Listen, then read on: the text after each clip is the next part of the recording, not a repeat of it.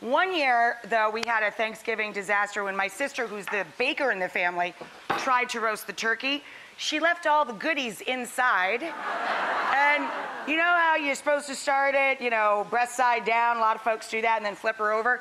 Well, she let it go pretty much that whole way, so when it did the big flip, all the meat came off and it stuck to the bottom of the pan. Yeah, we don't let Maria near the turkey anymore. Do you guys have any Thanksgiving disasters? Oh, of course. How did it roll for you? I decided to have, in my tiny one-bedroom apartment, 15 people, my friends, my family, and one little tiny stove.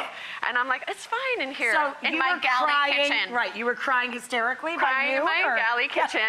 Everybody had a plate on their lap, and I'm about to present the turkey, and I'm in my kitchen. Everybody wants to be in the kitchen with you, right? That's true. During Thanksgiving, and it's about this big. All right.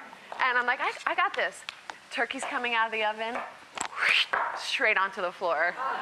You know what? Onto the floor. I don't care. I've seen Julia Child, Jacques Pepin, every chef I know pick stuff up off the floor in 3-second rule. Whatever.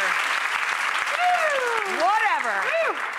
Mark, we were just saying, you didn't have a lot of Thanksgiving experience, right? So do you have any good disaster stories? Well, I don't know if it's a disaster, but I remember I was in Amsterdam with a friend of mine at Thanksgiving time, and we had some other friends that were American. We said, well, let's do Thanksgiving. Let's do a Friendsgiving for the Americans. Exactly. And we hunted all over Amsterdam for a turkey. Nobody had turkeys. I went to all these butcher shops, and I don't speak Dutch. So me standing in front of these butchers going, I don't know, I need a turkey, you know? I finally got a guy to say, okay, but they had one flown in from France, from a butcher in France.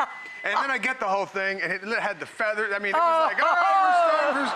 And it was at my friend's apartment, who had like the galley kitchen, because he was like it was really funny. It didn't turn out to be a disaster, but people kept showing up. And I'm like, well, I don't know how much turkey we got, and I can't get another one. It's not like you have time, right? Just kept going to get and going. another passport for another bird from France. Ted, do you have any Thanksgiving fun disaster stories? Well, okay, one time I flew home. My mom lives in Indianapolis. I flew home to visit her and have Thanksgiving with her. She picked me up at the airport, and we're driving. Mark, thank you very much.